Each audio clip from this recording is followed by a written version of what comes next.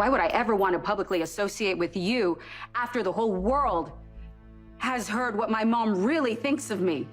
Allison, those weren't specifically about you, those words on the tape. It was more, it was just a generalization, really. You mentioned both me and Christina. Hey, lovely viewers, welcome to my channel Shows Update.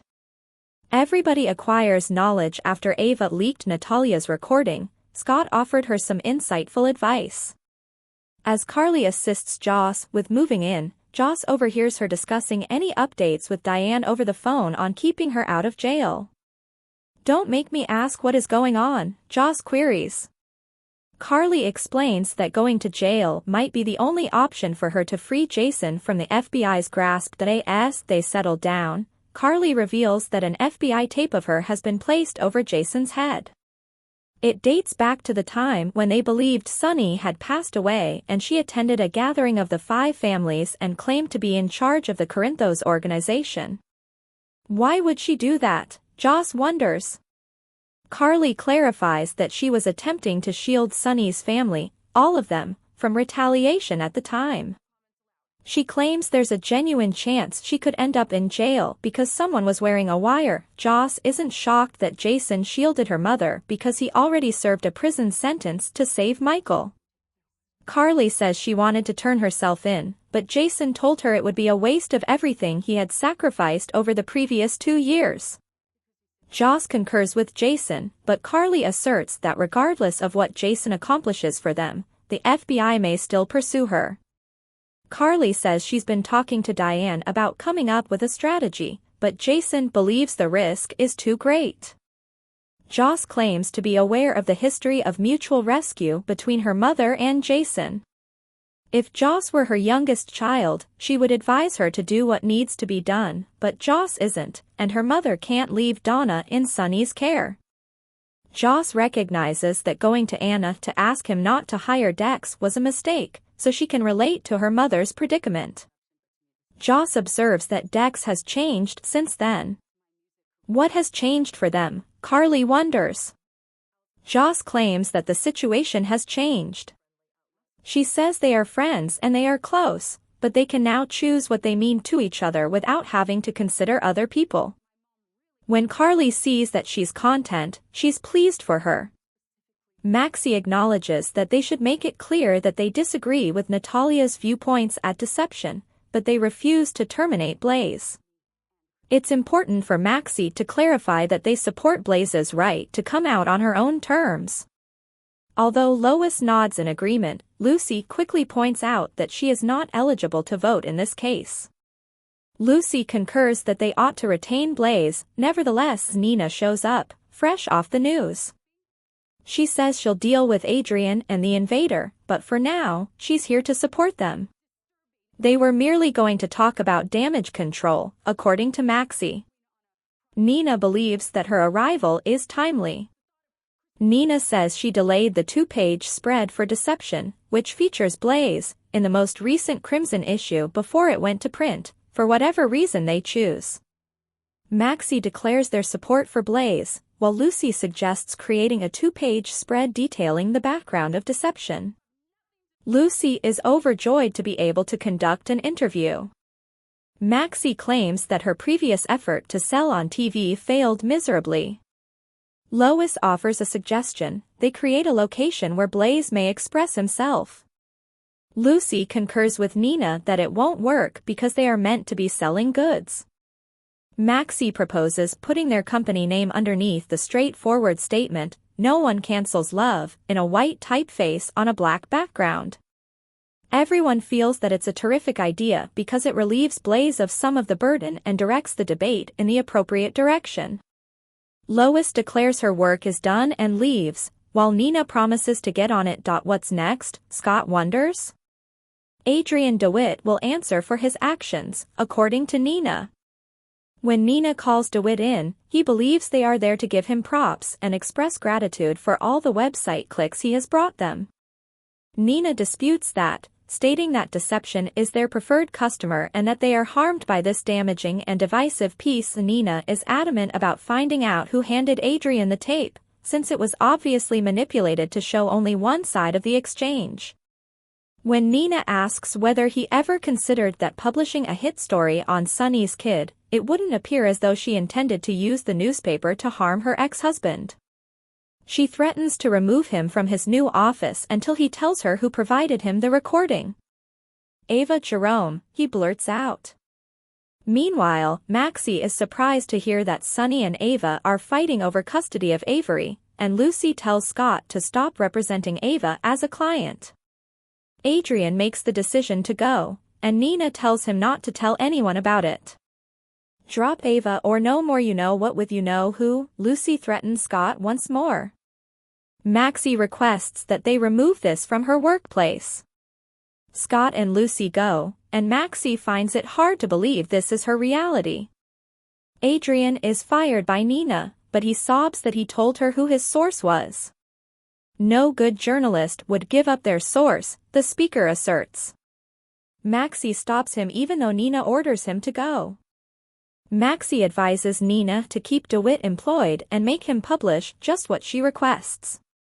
If he doesn't comply, he will lose his job, be exposed for his involvement in this disaster, and his journalistic reputation will be destroyed.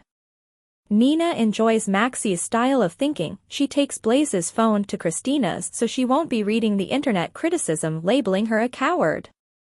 Again, Blaze sincerely apologizes for the harm this has caused to her and her center. Christina says to listen to her now that she has finished apologizing. Christina claims that her private life is her own and that she owes her fans nothing more than amazing performances and songs.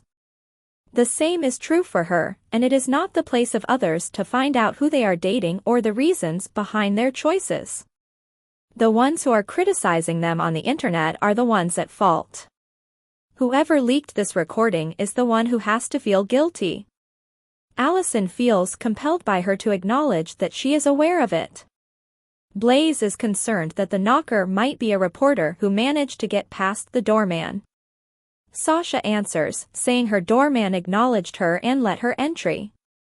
She says she was out shopping when the news broke, and she offers some advice having had other instances of her life made public. Blaze's current state of misery is well known to Sasha, but she has nothing to be ashamed of. She tells her to ignore the irate crowd outside, stay indoors, and avoid going online. Sasha claims that although the detractors may be vocal, they will eventually fade and that she has a large support base. When Nina gets there, she immediately apologizes to Christina and Blaze for the article. She gives them the reassurance that Adrian is receiving punishment for releasing the story without her consent. Everyone is curious as to who released the audio. They learn that it was Ava Jerome from Ava. Alexis enters Ava's Metro court chamber. DeWitt has already given her up, she informs her. Injuring oneself is one thing, but injuring her daughter is quite another, according to her. Although Alexis claims to have heard the recording, she is unrelated to this. She is obviously framing Nina when she says that Nina hates her. Ava responds that she has no basis for it and wonders whether it has been so long since her disbarment that she requires legal instruction. Alexis suggests that she simply subpoena her phone records. The news that Alexis has regained her license and is employed by Diane's company amazes her. But before she takes on any clients, she has to finish this large-scale, extremely violent case. She advises Ava to hazard a guess. Even if she did this, according to Ava, recording someone in private in New York State is lawful. While Blaze gives up some privacy since she is a public celebrity, Alexis argues that her mother does not, and she has the right to a private life. Alexis intends to argue in court that what she did was motivated by malice. Ava describes it as a stretch and adds that whoever made the recording public was kind to the public by exposing Natalia as a bigot. According to Alexis, she never assumed Ava was homophobic. Ava claims she's not and that she wants each person to live authentically. Is it true for her and this particular murder? Alexis wonders. Ava says she has never taken a life. Alexis believes that Connie's relatives wouldn't concur. She instructs Ava to look about because she is alone and doesn't have any friends, and her kid isn't here. According to Alexis, she lashes out and ultimately destroys her own life. She teases that she might or might not have recorded the conversation and claims it will be useful in court. When Scott is called to Ava's later, she tells him everything about the lawsuit that Alexis is attempting to file against her. She wants for him to speak with her and declare their friendship. Scott says Alexis always looks down on him and doesn't talk to her. She's not a lawyer either. Ava states unequivocally that Alexis has regained her license and she is not the last to find out. Scott describes this as awful. He claims that Alexis is a strong rival and that her antics today will not help her win custody of Avery. Unless Sunny kills someone on TV or has a mental breakdown in front of the public, Scott tells her she's screwed. A look enters Ava's eyes. Sunny informs Natalia in his restaurant that Christina was harmed by her comments as well as her daughter. He clarifies that some online activists don't want her associated with the organization she founded because they believe she is ashamed to be gay. Natalia expresses her regret. Sunny observes that she said the lines, but Ava is the one who paid to have the recording leaked. While he is highly supportive of Christina's sexuality, Natalia describes the circumstances of the talk and notes that she is still having difficulty adjusting to it all. She was unaware that Ava would film their talk. Ava's willingness to go says no bounds, according to Sunny. Natalia was conceited and ought to have trusted her gut. Up until this point, she believed she could handle anything that was thrown at her. She finds it hard to comprehend Ava's motivations. Sunny never imagined that she would pursue his daughter in this manner. When Natalia heard that recording, she claims to have been taken by surprise. At first, she didn't recognize her own voice, but when she saw her daughter's shocked and betrayed expression, she knew. According to her, recording might ruin Blaze's career. She explains that since she has always kept her personal emotions private, Allison has never had to deal with the distraction of knowing what you are really like, asks Sunny. He mentions, without getting into specifics, his own recent problem with Christina viewing him negatively. Christina, in Natalia's opinion, is a beautiful woman. Sunny is aware of her love and respect for Christina, her daughter. But in her retaliation, Ava injured his daughter, and Natalia and Blaze suffered as a result. Sunny pledges to look after Ava. When Alexis gets there, she speaks with Natalia about her hurtful comments. Natalia claims she is powerless over her emotions. According to Alexis, she can and ought to be receptive. Natalia is Sunny's guest, and Alexis should go, he tells her. Natalia declares that it is her time to go and walks out. Natalia did not distribute the audio, despite Sunny's declaration that he detests what she said. Alexis approached Sunny to confirm that Ava was the one who had published it. She's curious about their plans regarding that. What plans does she have? He asks. She intends to sue her and attempt to ruin her reputation in court. Diane promises to see that Avery is never seen again, while Sunny promises to make Ava's life unworthy of being lived. Returning to her room at the Metro Court, Natalia begs Allison to give her a call so she can give her an explanation. An encore episode of the upcoming General Hospital will air over the holiday. Maxie tells Brooke Lynn, "I take that back, you wish you wanted to," on Friday at Deception. Jordan tells Drew at the pool that they might have a special chance together. That couldn't be further from the truth, Joss informs Dex. Curtis will stop at nothing to get things done when he gets back to the pool. Christina yells, "I have never been more serious about anything in my entire life," as she approaches Natalia.